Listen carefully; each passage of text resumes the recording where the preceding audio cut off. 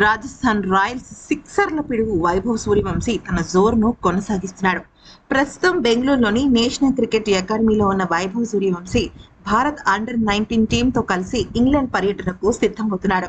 శనివారం జరిగిన test practice match లో అంటే అటు ఇంగ్లాండ్ కౌంటీకి సంబంధించిన వాళ్ళు కానీ లేకపోతే మన భారత జట్టు అండర్-19 టీం కానీ ప్రాక్టీస్ మ్యాచ్ లో నిన్న చాలా బాగా ఆడారు. అయితే ఈ ప్రాక్టీస్ మ్యాచ్ లో వైభవ్ సూర్యవంశీ సిక్సర్ల మూత మోగించేశాడు. ఇందుకు సంబంధించిన ఫుటేజ్ సోషల్ మీడియాలో వైరల్ గా మారింది. భారత అండర్-19 జట్టు ఇంగ్లాండ్ పర్యటనకు వెళ్లనుంది. ఇంగ్లాండ్ అండర్-19 తో కలిసి 3 ఫార్మాట్ల సిరీస్ ఆడనుంది. ఈ క్రమంలో బీసీసీఐ అండర్-19 టీం కు ఎన్సీఏలో ప్రాక్టీస్ క్యాంప్ ఏర్పాటు చేసింది. ప్రాక్టీస్ మ్యాచ్ లో సూర్యవంశీ తనకు సాధ్యమైన షాట్స్ ఆడాడు. వినూత్నమైన షాట్స్ తో పరుగులు రాబట్టాడు. అయితే ఇక ఐపీఎల్ 2025 సీజన్లో తన అసాధారణ ప్రదర్శన మనందరం చూసాం.